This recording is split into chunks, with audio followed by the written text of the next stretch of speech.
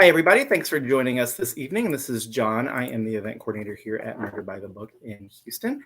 And before we get started with tonight's event, I just wanted to make a couple of real quick announcements, let everybody know what is going on with us here in the store.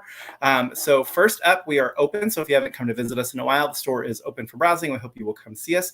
We are encouraging masks when you come in and browse.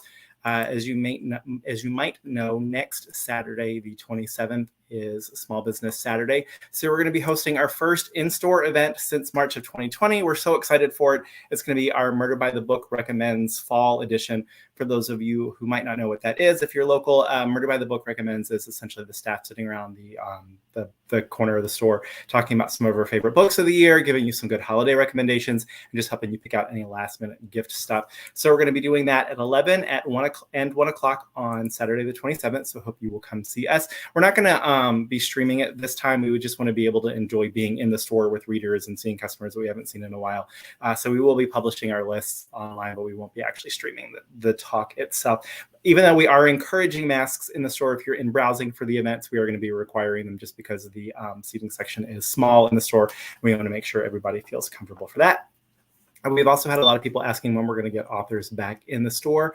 And I'm really excited that we're going to start getting some people back in January. If you check out the January event calendar, you will see events listed either as in-store or virtual. So right now it's going to be kind of a mix of the two. Some publishers are sending authors out. Some authors are sending themselves out. So as we slowly kind of ease back into that, we've got a great list of people coming up. So definitely make sure you check out that. So we'll be finishing up the rest of this year for 2021 virtually. But we got lots of stuff coming up. Tomorrow, we're going to be chatting with Mark Cameron, Brian Andrews, and Jeffrey Wilson. On Friday night, we're going to have Hank Philippi Ryan in conversation with Kathleen Kent. And if you are a fan of historical mysteries, which I'm guessing you are if you tuned in tonight, I'm going to be chatting with Darcy Wilde in 2 weeks on the 30th for the new book in her Rosalind Thorne series. So I'm so excited for tonight. I was just telling Erin and Manda before we got started that I love both books, and I'm super excited that this worked out for them to be chatting. So I'm going to bring them out. While they're chatting tonight, if you have questions for either of them, post those in the live chat on YouTube or the comments on Facebook, and we will get to those. Also wanted to mention that we have signed Erin Sterling and Manda Collins book plates. We might still have a handful of signed book plates for Rachel Hawkins for The Wife Upstairs, the paperback that just came out as well. But I'm going to get us started. First up, I'm going to bring out Manda Collins. How are you tonight, Manda? Hey, I'm great, John. Happy release day. Thank you. It's been a crazy day. Yeah, I'm so excited that we get to do this. I was a big fan of the first book in the series, and I love the perfect balance of history and romance. I've been telling people that it's kind of like Anne Perry's Charlotte and Thomas Pitt series with a little bit more kissing. So I'm so excited that this new one's out, and I can't wait to hear you and Erin chat about it this evening. So for those of you tuning in who might not be familiar, Manda Collins grew up on a combination of Nancy Drew books and Jane Austen novels, and her own brand of historical romantic suspense is a result. A former academic librarian, she holds a master's degree in English and Library and Information Studies. Her novel, Duke with Benefits, was named a Kirkus Best Romance of 2017. She lives on the Gulf Coast with 2 lazy cats, a very spoiled Shih Tzu, and more books than are strictly necessary, which I also have more books that are strictly necessary. So I definitely feel you there. And so the second book in her series, which is the Ladies' Most Scandalous series, is An Heiress's Guide to Deception and Desire, which I mentioned just came out today, and we've got signed book plates for it. Now we're going to bring out Miss Erin Sterling. How are you tonight? Hi, very good. Nice to be here. Good to see you. Happy to be here again. Like I was saying, I opened the year here. Now I'm closing the year here. You did, and it seems like it was like 400 years ago. It was both like 400 years ago and yesterday, strangely enough.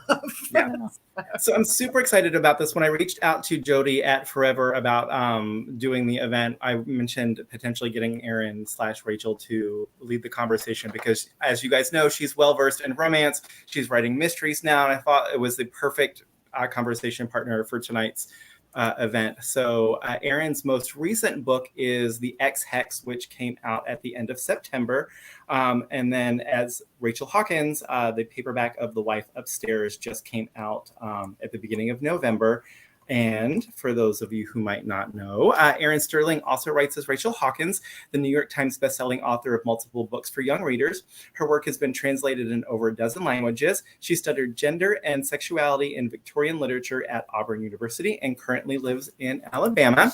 So as I mentioned, if you guys have questions for either of them tonight, whether it's about these books, previous books, writing process, romance, mysteries, any of that, please make sure you post those and we will get to them in a little bit. But for now, I'm going to turn the chat over to Erin and I will see you guys in just a bit.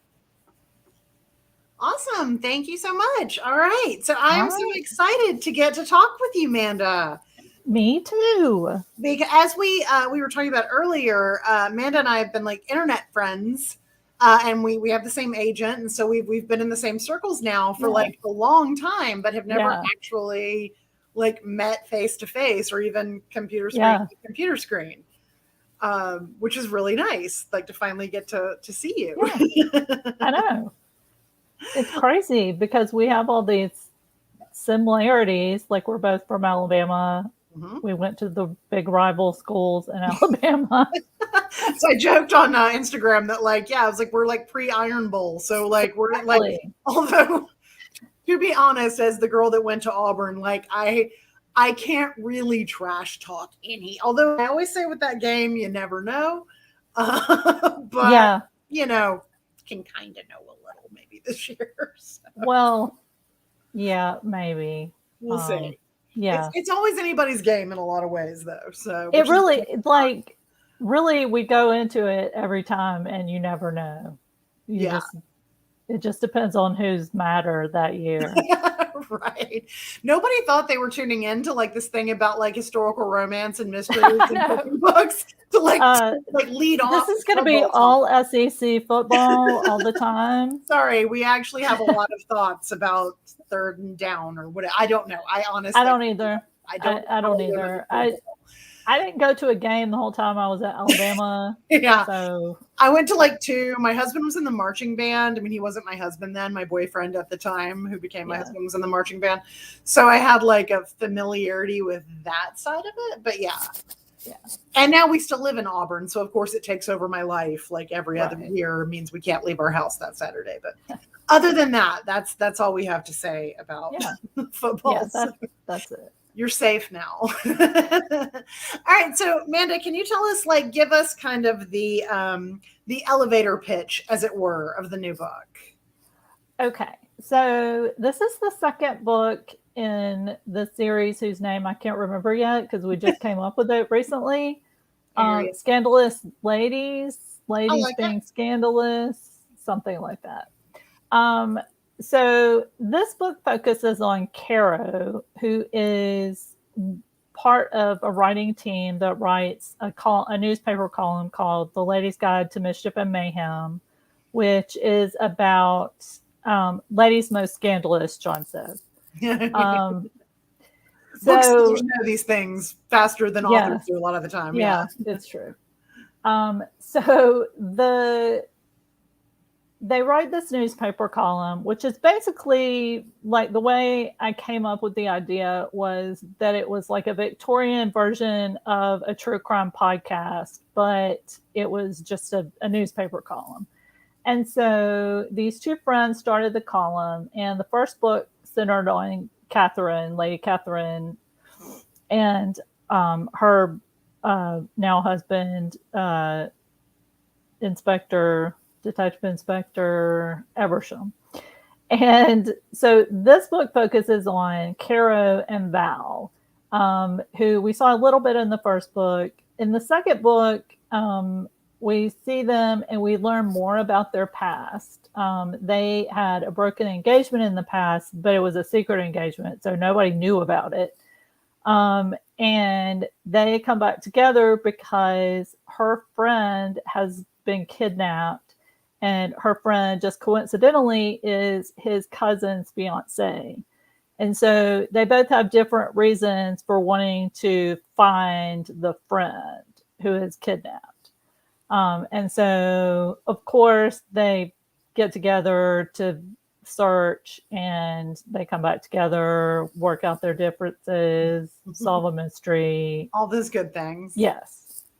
Basically, my core story is a couple coming together to solve a mystery and fall in love at the same time. Right, which is so like appealing to me as somebody that, and I think this is true probably of a lot of both like romance writers and romance readers. Like I was always, I've always been a big romance reader, but I was also just a voracious reader across the board. Right. And so I loved reading mysteries and fantasy novels and sci-fi and horror and everything basically. Right. But I always really loved when I could read like a book that wasn't necessarily in the romance genre, but that had a really strong romantic subplot. Yes. That always made me so happy when there was like a couple like in a mystery novel. And I was like, I can like follow them now and I can like ship it, as the kids say. Yes, exactly. So I completely like get that kind of pull. Like I love when, like I said, I love romance and I'm a big romance reader as well, but I also love that kind of, but there's something else going on, there's some other genre convention that they have to kind of deal with. Yeah. So it's fun. It's fun for me to kind of play in both those worlds and kind of have a foot in each. Right. Yeah. And that's like when I was doing the X-Hex, which the sort of elevator pitch for that for people is a girl gets her heart broken when she's 19 after a summer fling ends badly. But since she's a witch, rather than just sort of like getting drunk and being sad about it, she gets drunk and is sad about it and lightheartedly curses him with her witchy cousin. And when he comes back to town 9 years later, because he's also a witch, it becomes very clear that the curse that they laid is not so jokey after all. And so then they must work together, my two protagonists, to sort of get the curse off of him and also sort of figure out like the roots of why this curse went so crazy in the first place.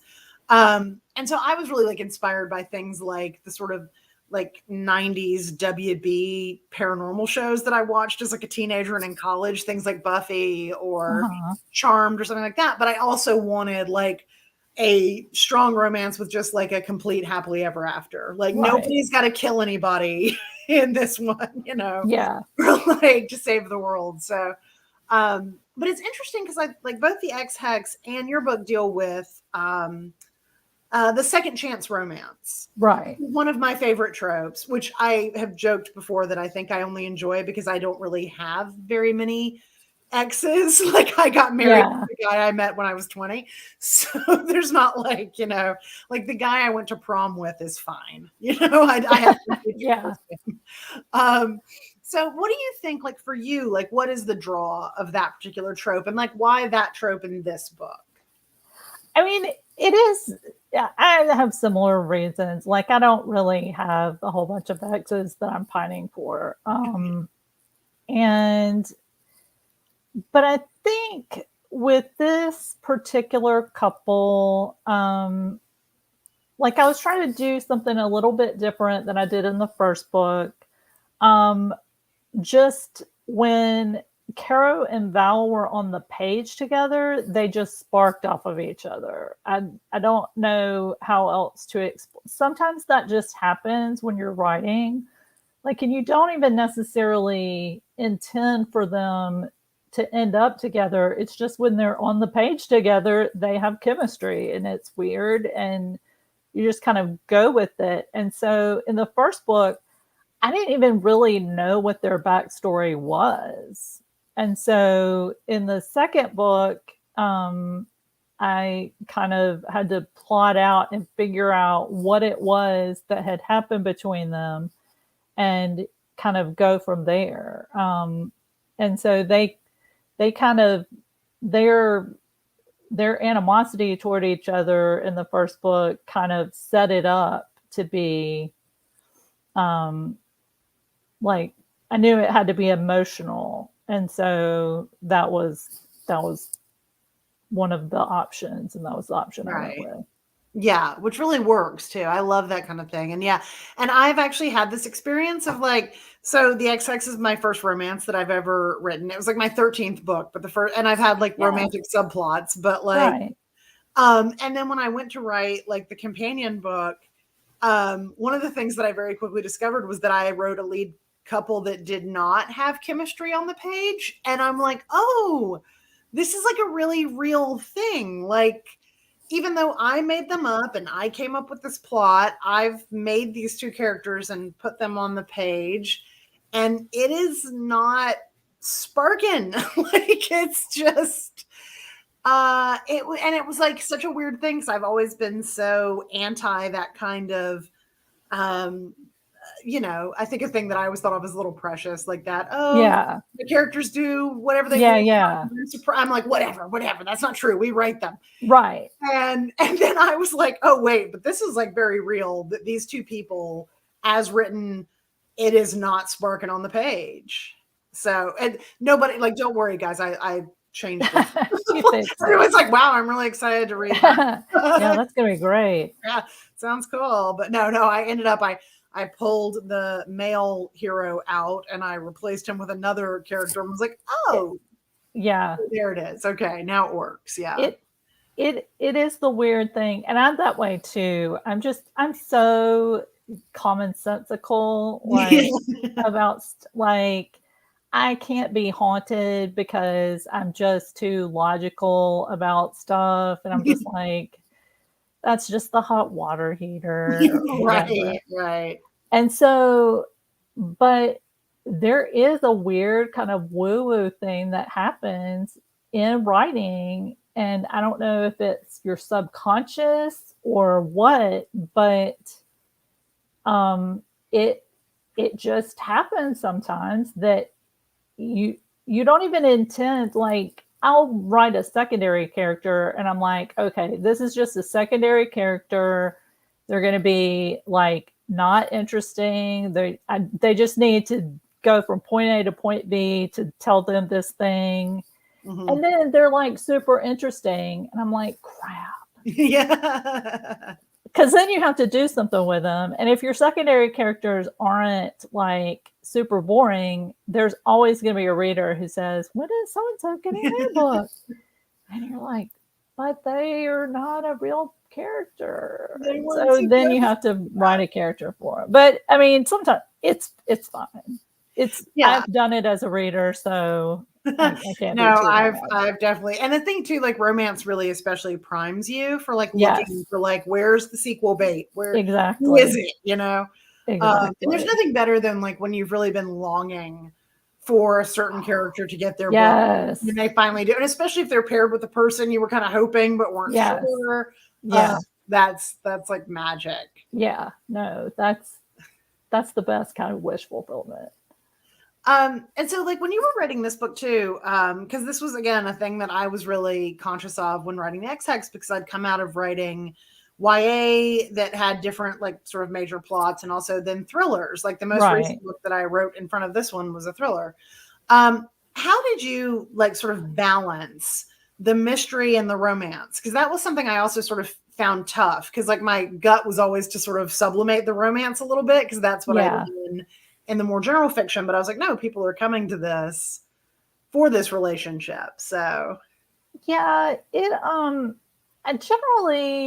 try to keep kind of like a kind of dual plot line going. I'm not a hardcore plotter.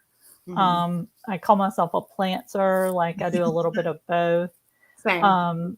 And so I'll keep like one line with like the romance beats and another line with the mystery beats, and they have to work. Like I try to make it so that they work together, like as the plot goes, and it just kind of intertwines.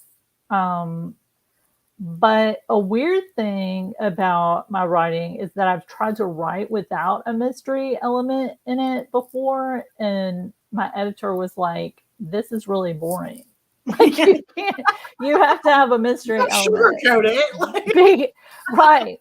But it was just literally they were sitting around drinking tea all the time, and just sniping at each other. Like it was mean ladies at a party, and they were just sniping at each other. And so I had to create. It was like a novella, even. So I just had to create like a little mystery to go in there, because for whatever reason, like that kind of keeps me interested to write the story, I guess.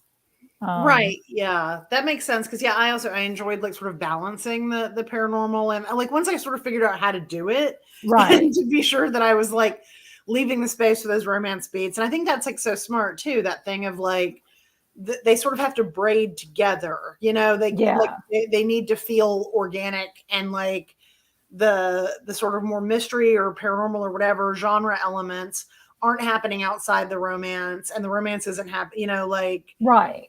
so finding those beats is fun too. So yeah. And so like with this, like I had to, because always with a mystery, you've got like whatever the inciting incident is, you have like 3 parts where they find clues and then, you know, go through. And so when I have them going out to explore clues, like I also tried to make those outings like a turn in the romance beat. Mm-hmm. Yeah, no, yeah, same. Like whenever there was a new thing about the curse that they were trying to lift, it was like then they need to have a moment somewhere in each one of those beats. Exactly. Yeah. So that it kind of, and that was how I sort of found the same thing of like how to balance these sorts of things. And there are people that like can just do the kind of you know, pure romance like so well, and you're like, how is this scene where they're playing cards for like 20 pages, but it's riveting? Like I can't do that. I'm sorry, I've got to have witches or something. Yeah, no, I can't do it either, and I'm so jealous. Yeah. But I also like kind of look to them to kind of see what I can do to like beef up my romance side, because I feel like my mystery side is pretty strong, but I feel weak on the romance side. Not because I don't love romance, but because I'm much more comfortable with writing the mystery part, I think. Right. And so like I have to I just am looking. I'm constantly reading other stuff to kind of like see, well, how did they do it? Because they were really good at it. So. They're super good. Yeah. And there's so many people that are super good. So speaking of like, so how did you kind of come to like both like romance and mystery? Like who were some of the people that you were reading, you know, as a kid or, you know, a little older? Well, I started out, I read my first Agatha Christie when I was in the 2nd grade. I realized I was too young. Yeah. Too young for murder with a golf club or a tennis racket. This is tennis racket. But I started out reading Nancy Drew. And my grandmother was a big mystery reader. You always hear the story of the people whose grandmother was a big romance reader and they like read all their grandmother's romances. My grandmother did not read romance. Like she grew up like romance was like smutty. Right. And so, yeah. And so, but she never stopped me from reading it. Like it was weird. Like she didn't choose it for herself. Very, very similar. Like would find something I was reading and like take it to my mom and be like, "Do you see what she's reading?" And my mom was like, "Yeah, there." And so, but she was still like, yeah, she didn't, you know, try to stop it or try to push anything else on me. She was just completely scandalized in the corner. So. Yeah, no. So yeah, I read a lot of Agatha Christie. I read Martha Grimes. I was big into Martha Grimes in like 8th grade, like high schoolish. And then I just read a bunch. I mean, I'm a big procedural person. I think I like the stability of the procedural, right? Because there's such kind of a formula for procedurals, and I like that. Though I'm having some kind of problems with procedurals now because of cops. Yeah, that's an issue. Yeah. So yeah, and I read the Morse books. I read a lot of British procedurals. So Right. more, These are always like so removed though. Like, like yeah, even the names are like detective inspector and things like that. Like it's different. exactly. So it feels, yeah. Exactly. that. And for the longest time, like I kind of turned my nose up at American procedurals. So I was like, gross. Why would I want to read about Americans? but but I think part of it is like growing up in Alabama, I was just looking for anything that was not like Alabama. Like Right. I just wanted something completely different. And PBS helped with mystery and masterpiece and all Right. that stuff. But yeah. Yeah, I think there's like a firm like strain of like Anglophile in like a lot of like kids, especially like you sort of get exposed to that stuff when you're like 12 or 13 or Yeah. whatever. It's really Yeah. it. Yeah. So yeah, I totally get that. And I had sort of similar thing, like in terms of, I came to sort of romance probably the first, but then like once I'd sort of made that like, journey into adult books, I always tell this story about how like I have such a clear memory because I was supposed to go on a trip to Disney World with my school. And so it was like a 7-8 hour bus ride or whatever. And my mom took me to the Walden Books in the mall. And my mom isn't a huge reader even now. She's always been like one of those people that loves, like she's a big like gardener. She's like Right. amazing, like with her hands and doing things like that and crafts and just super creative in that way. But she was always very supportive of me as a reader. And so she was like, go get whatever you want here at the Walden Books. And I went over to like the teenager section, which in 1992 was, 3 shelves of Sweet Valley High and Judy Blume. And then you were done. Right. And so when I was kind of like, came out like 30 minutes later after having been given carte blanche and had no books and was like, I don't know. I've read it all, or I'm just not feeling it. She was like, maybe you read adult books now. I don't know.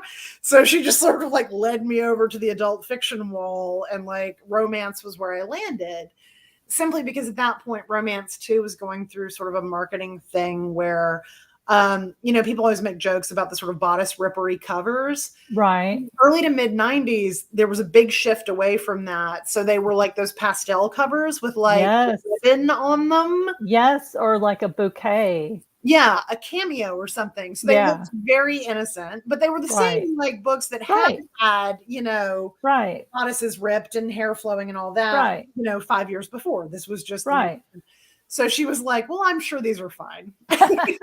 Awesome.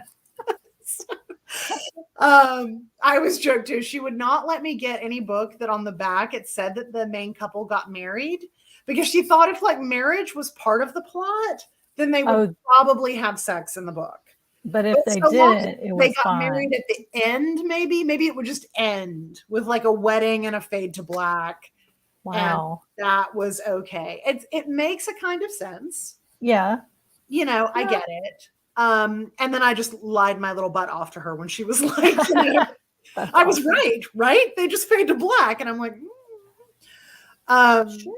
sure. But they're in amongst that, like with like all of the like Jude Devereaux and Julie Garwood, I also was reading every Mary Higgins Clark I could get my hands on.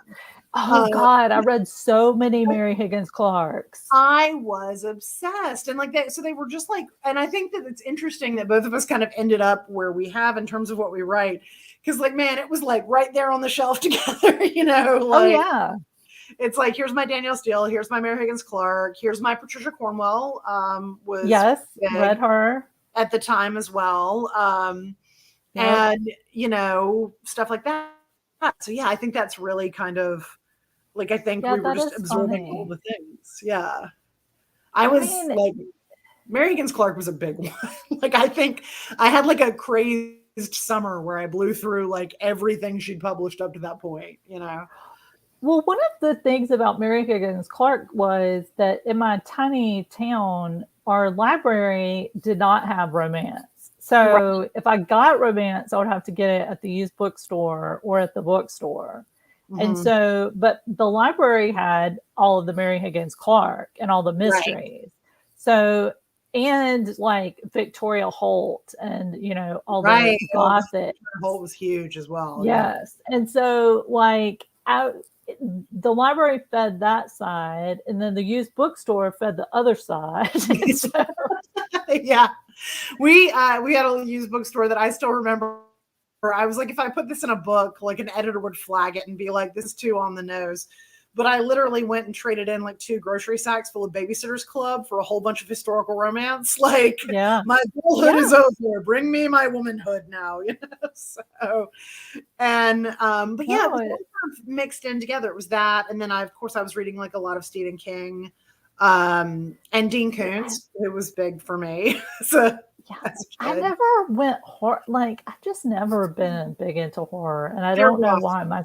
My sister loves it. Like, That's she can't great. get enough of it. But she's also kind of meh about romance, so we're kind of Right. the opposite. Like, she'll Yeah. read it if she has to, but Right, but it's not really. Yeah, that's sort of her thing. it's not her preference.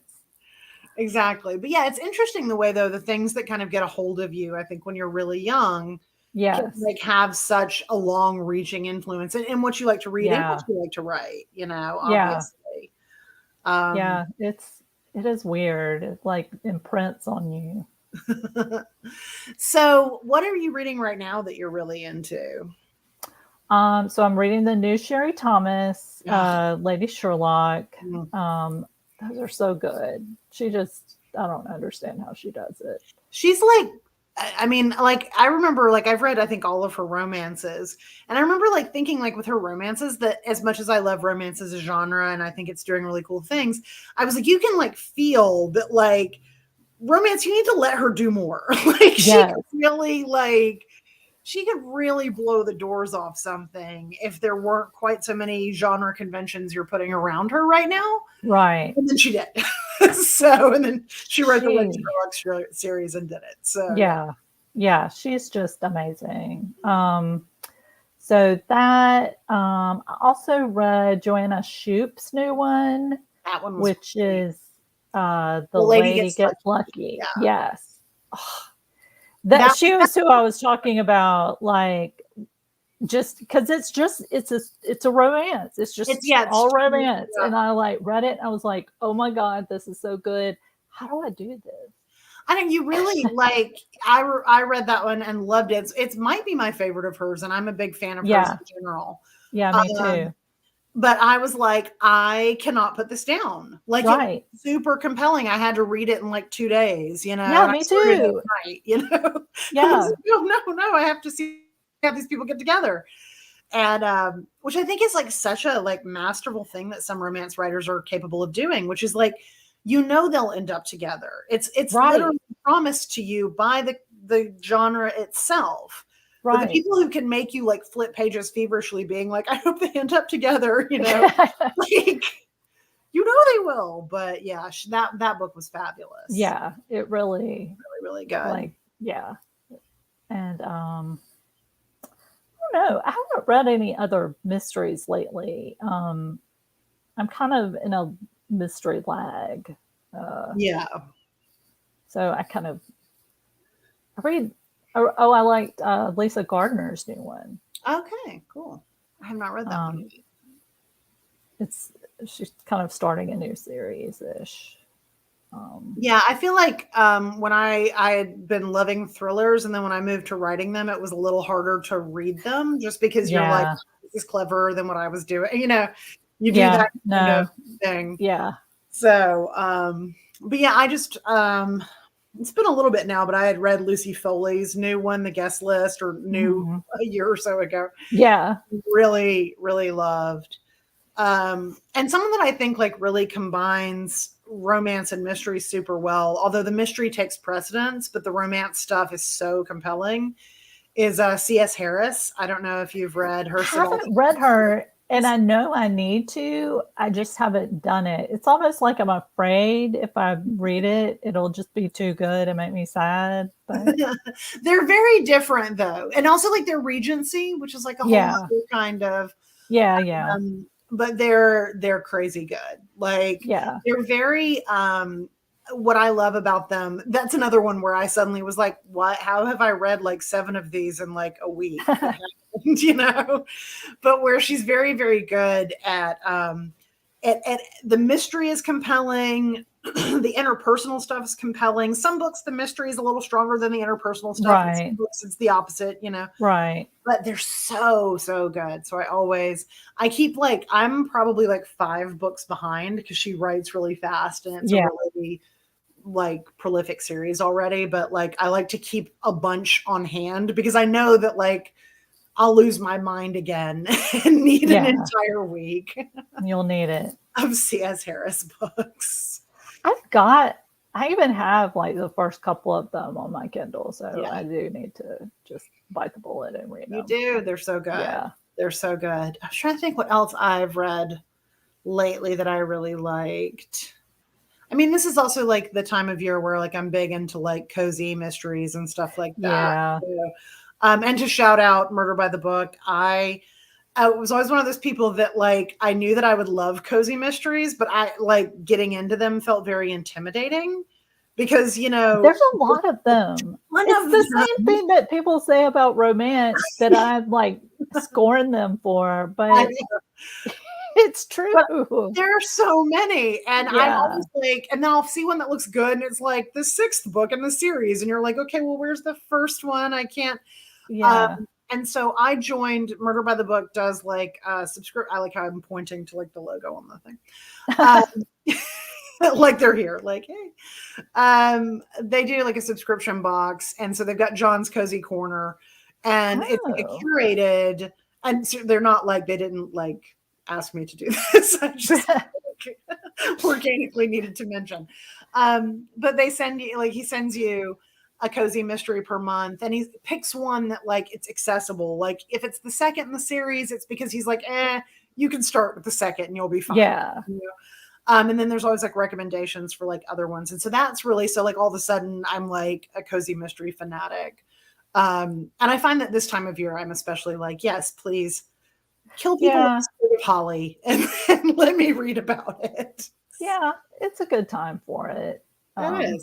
So yeah, I've been reading a bunch of anything that's got like murder and mistletoe or whatever. I'm ready. Yeah, those are fun. Yeah. So yeah, this is sort of my favorite time of year, I think, for reading. Yeah. It's not so much for writing, sadly, because I have books too. Yeah. So. Well, yeah, I just turned one in. So yeah. So which leads me into my next question, which is like, what's next for you? So I just turned in the 3rd book in the series. Nice. It features 2 characters who appear in the 2nd book, so you'll probably guess because I don't hide my sequel bait. There's like neon arrows, like these guys, they're gonna do this. Yeah. These are the next characters. Yeah. So and I'm super excited about it. I mean, it's the first draft I sent to the editors, which I never feel really good about. So I'm sure it'll be a lot better. Yeah. That like reminds me too. Like, what's like your favorite stage of writing? As much as anyone has a favorite stage, because my favorite is always like when it's done. Yeah. Yeah. Like, or do you, I have found that writers either really prefer drafting or prefer editing. So sort of like, where do you fall? I enjoy drafting more just because I can just kind of let it go and go free. And editing is more careful and you have to think more with editing. That's true. Yeah. But I like the product of editing better. So like, I like the process of editing and like coming out with something, like seeing results from editing. Right. Yeah, that makes sense. So, and like the banter in the book that just came out today, like most of that came during edits, which is weird, like, because usually my banter is when I'm drafting, but for some reason, like, I just was in a better mood for it or something. It's weird writing through the pandemic anyway. That's Um, true. and so, yeah.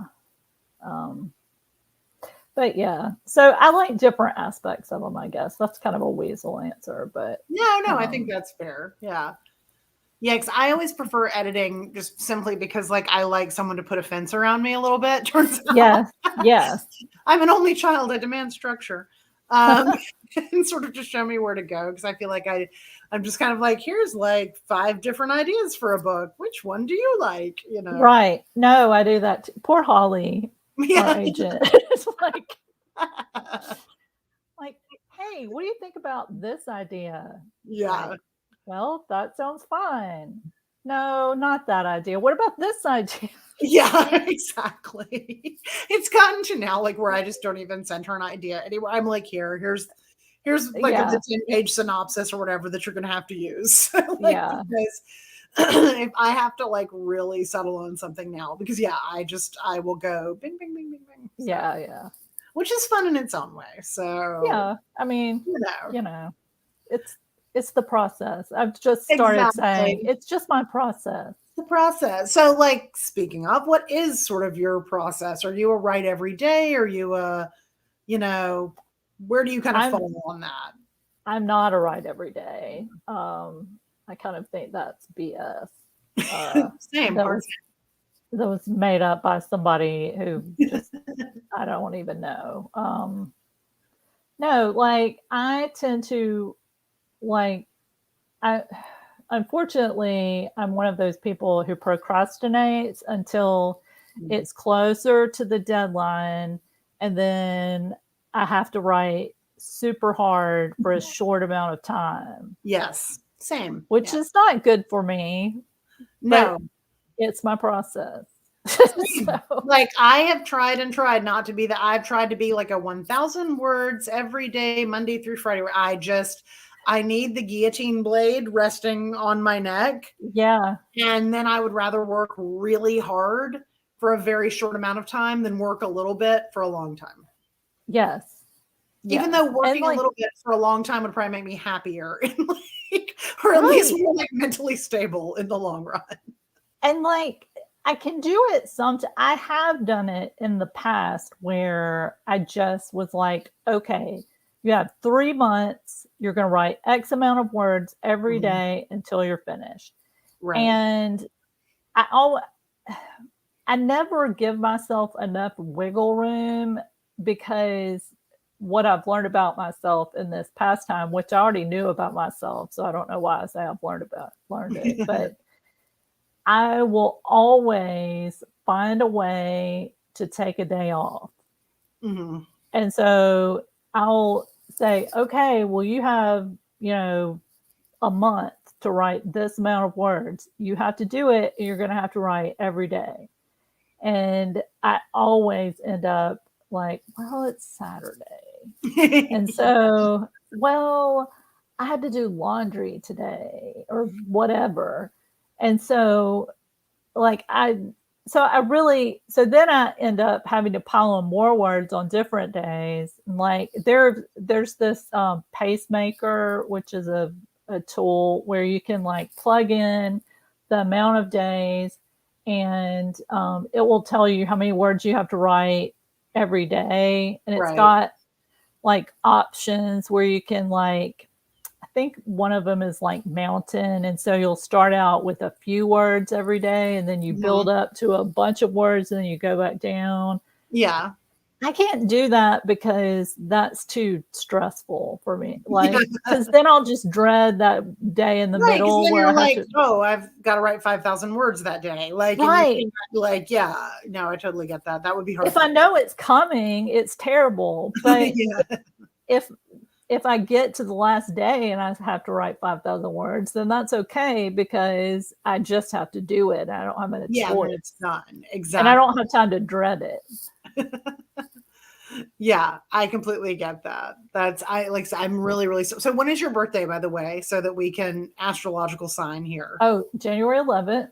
Okay. So Capricorn. Yes. Nice. Okay. Yes. Yes. I'm Sagittarius. So like right before. And So yeah, that's interesting. But that's why you don't believe in ghosts too, Amanda. That's why you're like, it's the hot water heater. Yeah, no, it totally. I'm just the only thing I don't have of Capricorn is the money thing. Like, I'm not great with money. Yeah, but that's why our agent is also a Capricorn, and thank God for that. Yeah, exactly. Exactly. I joke. I was like, that's actually the sign you really want for an agent. My editor's a Virgo. So I was like, this is perfect. These are the people that I need on either side of me. Yeah, maybe my moon has something to do with it. I can't remember what my moon is. Yeah. We'll do your chart at some point. Yeah. All right. So before we sort of bring John back in and see if there's like some questions from the audience, we did discuss on Twitter today that we both studied Victorian Lit at our respective rival Alabama universities, which is so funny. Yes. So what's like your favorite book of that period? Like the Victorian era. So I did we had to do this like class when we started grad school that was like where you took a book and you followed it all the way through. Mm-hmm. And my book was Cranford because to me, like that was just the epitome of feminism because it was this town that was like mostly women. And I just thought that was really interesting. But it was also quirky and funny and like Gaskell's really interesting. Yeah, I like that one as well. So I think mine is, and it's like it counts as Victorian, but like is Turn of the Screw, Henry James, which is technically a novella, but like it's so creepy and there's so much weird stuff going on under the surface. Yeah. That I think that like, and it's kind of like for me, I love a big creepy haunted house. Like that was what drew me. I do too. Yeah, I like those. I was like, give me a. That's the only kind of horror that I like. Right. Actually. Yeah. Big Victorian again goes back to like Victorian. Yeah, I guess so. Yeah. Yeah, I will never get enough of that kind of stuff. I was joking on a thing the other day that like that's my dream is to write like an old fashioned like Victoria Holt-esque Gothic. Yes. I've written like, my thrillers are very much modern Gothics. Right. I was like, let's just do the full big creepy house in the English countryside and like No, you totally should. Yeah, that's kind of my dream too. I don't like I struggle. I'm like jealous of you for writing thrillers because I would love to write thrillers, but I feel like my voice is too quirky. Like I don't know. They've let me get away with a lot of weird stuff in my thrillers. I'm just saying. Yeah. Maybe so. Maybe I should just do it. Give it a whirl. Like yeah. We'll see. Because yeah. Yeah, well, that was one thing that I was going to ask too was like, is there like a genre that you would like to tackle that you haven't, or that like, is there like sort of a book of your heart that you'd like to write if like market and all those like career things didn't matter? Well, I've had this kind of idea that floating around in my brain for a while, but I just don't know. It feels like it would be hard. I'm so lazy is my problem. Yeah, that sounds like it would be hard. But like Mobile during the Prohibition era was just insane. Mm-hmm. Like the crazy stuff, like the representative was like running rum and like it was just bananas. And I just feel like that's so ripe. Yeah. And like my little town, like the mayor of the next town up, like got murdered in the 60s. And they basically think that it was the chief of police who would run moonshine out of the station wagon. He made all of them have station wagons so that they could carry moonshine in their cars. And so it's just bananas Alabama stories. And I just haven't What little town was that? Like near Mobile? Like what? Saraland. Well, I'm from Chickasaw. That Okay. was Saraland.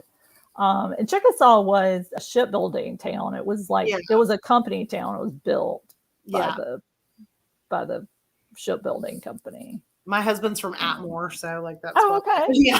So yeah, this is some real Alabama geography for you guys.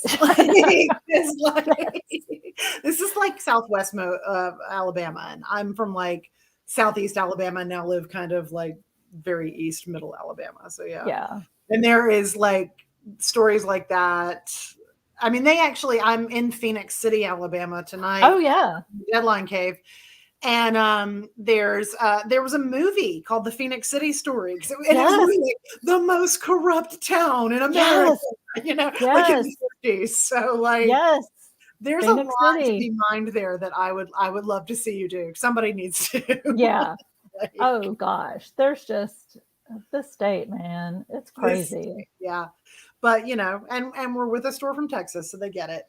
Exactly. Well, I say this state. I'm actually in Florida, like right over the line. But okay. Yeah, we always say this state when it comes to Alabama. You're always I know. I'm always there in my heart. Exactly. Well, so John, do you want to pop back in? Do we have any? We do.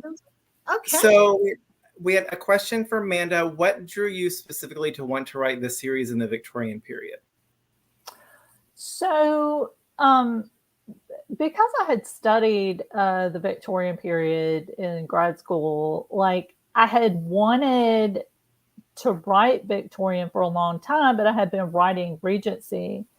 And I felt like because this was going to be such a feminist forward story that the Victorian era would be kind of ripe for it, because there was so much social upheaval going on during the Victorian era. And so there would be options for me to kind of have like somebody from the middle classes who had moved up and somebody from the upper classes who had fallen down, and just kind of playing around in the social structure. So I think it's a little bit, I don't want to say it's more interesting than the Regency, but it has different areas and crannies and nooks that I wanted to explore. Perfect. And so, Rachel, I know that you are also a big historical fiction fan. I too also have a couple of the C.S. Harris tucked away so I can like binge the last bit of them. They're so good. So have you been tempted to write anything historical? Definitely. It's one of those things that it's almost like I keep that in my back pocket also, in a sort of like, those are my comfort reads. And I'm so afraid that if I ever like tried to actually write it, that it would like kill that as just a purely entertainment thing for me. Mm-hmm. But I love it so much. And I've kind of, the thriller that I have coming out in 2023 has a bunch of segments in it that sort of dip into like the mid 70s. So I feel like I'm sort of like dipping my toe into the waters a little bit. So yeah, I hope so one day though. It might be really fun. Cool.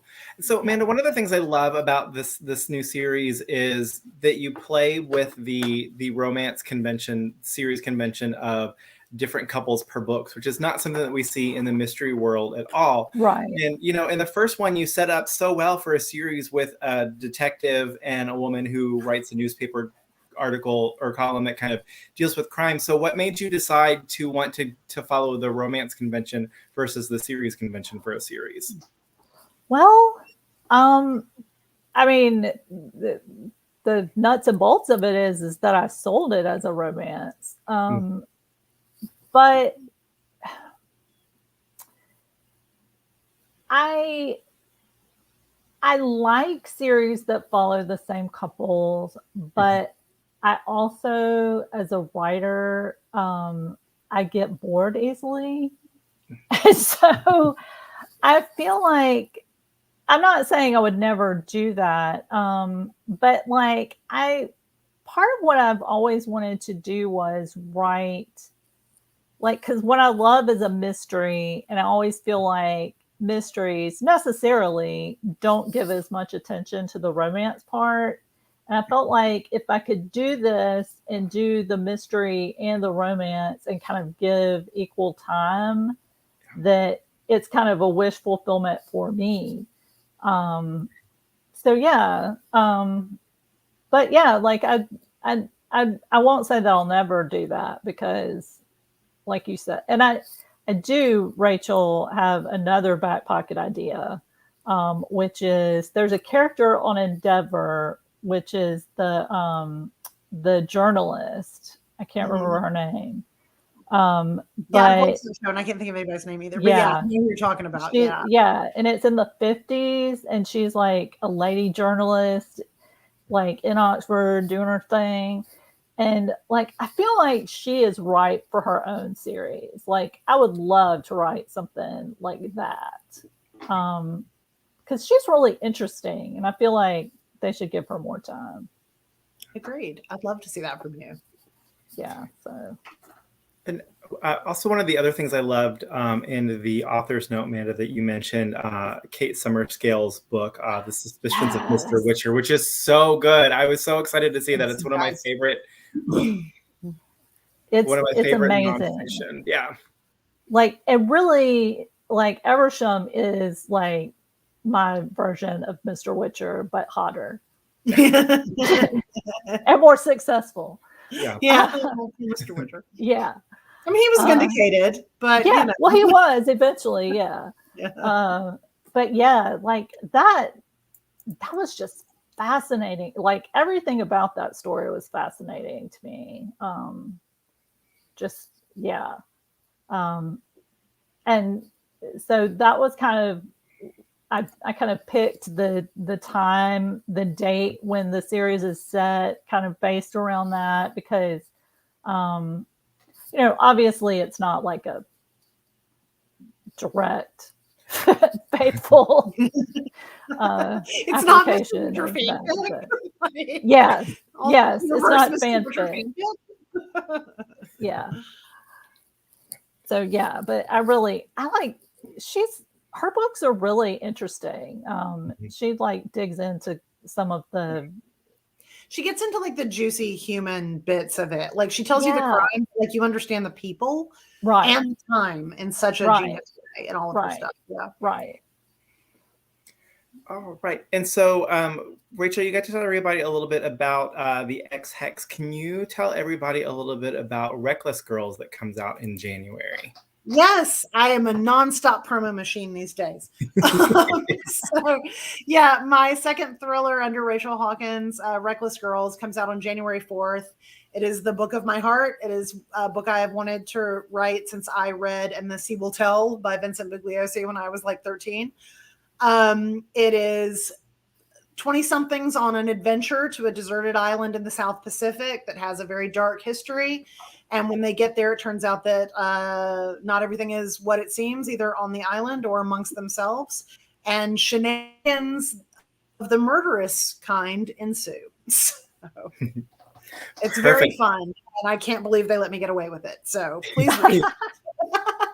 It is the galley of it is taunting me from my to be read bookcase. Like it's sitting there. Save it for like when you have like a break, like seriously, like, you know, I want you to reward yourself with it. Awesome. And we have confirmed that we will be getting signed copies of it when it comes out in January. So if you guys have not pre-ordered a copy yet, you can pre-order from us. We ship all over the country. And as Erin and Amanda have been chatting, the books that they've mentioned, the C.S. Harris, the Lucy Foley, all that stuff, I've been dropping links in the comments if you guys want to check any of those out.